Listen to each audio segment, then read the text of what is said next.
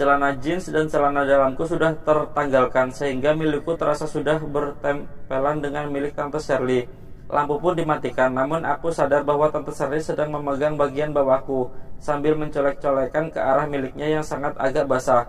Bahkan pada suatu saat Tante Shirley berbisik di tengah kegelapan malam, "Doronglah sampai masuk." Aku mengikuti perintah Tante Shirley, mendorong milikku yang sudah bertempelan dengan bagian basah milik Tante Shirley. Sedikit demi sedikit, punyaku membenamkan ke dalam liang cinta Tante Shirley, disambut dengan ciuman lengketnya lagi, lalu menjulurkan lidahnya kembali untuk kusedot-sedot sambil mulai mengayunkan kejantananku yang makin lama makin jauh membenam ke dalam liang cinta wanita itu, sampai akhirnya mentok ke dasar liang cinta Tante Shirley. Lalu terdengar suara Tante Shirley di dalam kegelapan. "Oh, inilah yang kucari-cari selama ini, Adi. Liang cintaku termasuk panjang, dalam sekali, tidak dangkal seperti liang cinta wanita lain pada umumnya, tapi milikmu berhasil menyentuhnya, bahkan terasa sampai didorong begini. Tapi dicabut dulu punyamu, nanti kita lanjutkan di villa, biar lebih leluasa menikmatinya." Sebenarnya aku agak kecewa karena sedan enak-enaknya menikmati milikku yang sudah berada di dalam milik wanita itu, tapi aku harus menurut pada apapun yang dikehendakinya. Maka aku cabut kejantananku dari liang cinta Tante Shirley, lalu ku kenakan lagi celana dalam dan celana jeansku dalam kegelapan. Aku tidak tahu apakah Tante Shirley sudah mengenalkan kembali celana dalamnya atau belum. Yang jelas ia melingkarkan lengan kanannya di pinggangku sambil berkata, "Nanti di villa kamu bebas melakukan apa aja pada diriku, Adi. Pokoknya selama di villa kamu jangan canggung lagi ya." "Iya Tante," sautku. "Anggaplah aku ini kekasihmu meskipun usiaku jauh lebih tua darimu." "Siap Tante." "Oh iya, sejak direkrut oleh Mami kamu sama sekali belum pernah berkencan dengan pelanggan Mami?" "Belum Tante, ini untuk pertama kalinya. Tapi kelihatannya kamu sudah berpengalaman." "Sama siapa aja kamu punya pengalaman?" "Hanya satu orang Tante, dengan saudara sepupuku yang usianya 10 tahun lebih tua dariku." "Pernah main sama wanita bayaran gak?" "Amit-amit, belum pernah Tante. Satu-satunya wanita yang pernah kugauli hanya saudara sepupuku itu. Dan setelah dia menikah lagi, aku tak pernah menggaulinya lagi. Aku hanya sering main dengannya pada waktu dia masih janda." "Baguslah," saut Tante Shirley. "Berarti darahmu masih bersih." Limosin yang sedang kami tumpangi meluncur terus, namun tak lama kemudian terasa mobil ini membelok ke kiri lalu berhenti. "Udah sampai di villaku," ucap Tante sambil menepuk lututku. Lalu pintu belakang kiri dibuka oleh Pak sopir. Tante Shirley pun keluar dari mobilnya. Aku turun sendiri, tak perlu dibukakan pintu oleh Pak sopir. Sambil menjinjing tas kecil pinjaman dari John, aku mengikuti langkah Tante Shirley masuk ke sebuah villa megah. Setelah aku masuk, Tante Shirley pun menutup dan mengunci pintu depan villa, lalu memegang pergelangan tanganku dan menuntunku memasuki sebuah kamar yang serba mewah isinya. Namun aku bersikap biasa-biasa saja, tidak menengok ke sana ke sini, saking kagumnya melihat segala benda yang serba mewah di kamar itu. Takut dibilang kampungan. Di dalam kamar yang serba mewah ini, Tante Shirley melepaskan mantel jubahnya, lalu menggantungkan mantel panjangnya itu di kapstop.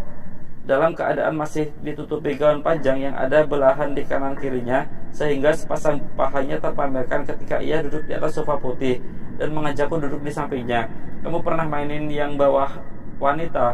tanya Tante Shirley. "Sering Tante," sautku jujur. "Dengan saudara sepupumu itu?" "Iya Tante." "Kenapa tadi di dalam mobil ketika aku pamerkan milikku kamu gak langsung mainin?"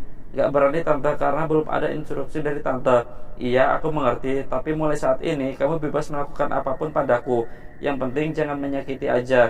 "Iya Tante." Tante Shirley mengecup pipiku, lalu menyingkapkan gaun hitam yang ada di belahan di kanan kirinya, sehingga tampak jelas miliknya lagi. Berarti setelah dilepaskan di dalam mobil tadi, celana dalamnya pun tak dipakai lagi. Aku langsung berdiri, lalu bersila di antara kedua kaki Tante Shirley yang direnggangkan. Namun aku tidak langsung menerjang miliknya. Ku pegang betis kanannya, lalu ku ciumi betis itu sampai ke lipatan lututnya. "Kulit Tante putih dan mulus begini," ucapku sambil beralih memegang betis kaki kirinya, lalu menciumi betis indah itu dengan nafsu yang mulai membara lagi. Tak cuma betis, selanjutnya aku pun mulai menciumi paha Tante Shirley yang licin dan hangat. Bahkan sekali aku pun mengulurkan lidah untuk menjilatinya. Entah apa yang dipakai oleh Tante Shirley itu, yang jelas betisnya pun paha harum semua, sehingga aku ingin tahu apakah intinya juga harum.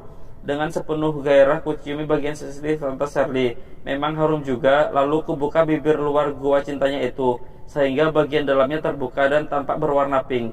Ketika ujung lidahku mulai menyapu-nyapu bagian yang berwarna pink itu, tersinar juga harum parfum ke penciumanku. Entah parfum apa yang dipakai oleh Tante Sherly ini. Sudah pasti parfum mahal yang harganya selangit. Tapi keharumannya yang punya Tante Sherly ini membuatku semakin bergairah untuk menjilatinya. Aku pun mengamati tonjolan kecilnya yang sempit dari selubungannya. Meski sekolahanku hanya tamat SMP, tapi aku sudah sering membaca buku-buku pemberian Lisa, buku-buku tentang pengetahuan seks edukasi. Dan buku-buku itu selalu kubaca dengan serius, bahkan isinya sudah hafal di luar kepala. Salah satu petunjuk dari buku itu adalah mengenai bagian-bagian ini, bahkan bagian-bagian yang paling peka di kemaluan wanita. Karena ini, untuk merangsangnya harus sering disentuh, terutama pada waktu bermain seperti ini. Itulah yang kulakukan sepanjang menjilat-jilati milik Tante Sherly dengan gencarnya.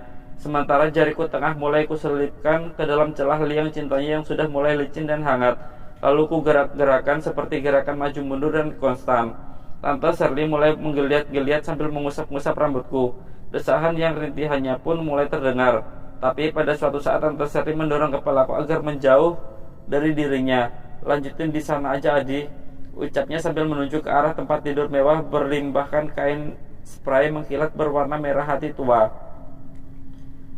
Aku mengangguk, lalu bangkit berdiri dan mengikuti langkah Tante Sherly. "Kamu juga harus menanggalkan semua pakaianmu, Adi," ucap Tante Sherly sambil menanggalkan gaunnya di depan tempat tidurnya.